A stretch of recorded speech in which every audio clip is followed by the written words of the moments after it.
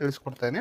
So ಮೊದಲನೇದಾಗಿ ನೋಡಬೇಕಾದ್ರೆ equity market ಸೋಮವಾರದಿಂದ ಶುಕ್ರವಾರದವರೆಗೆ ಬೆಳಗ್ಗೆ 9:15ರಿಂದ ಮಧ್ಯಾಹ್ನ 3:30ರವರೆಗೆ ಕಾರ್ಯನಿರ್ವಹಿಸುತ್ತದೆ.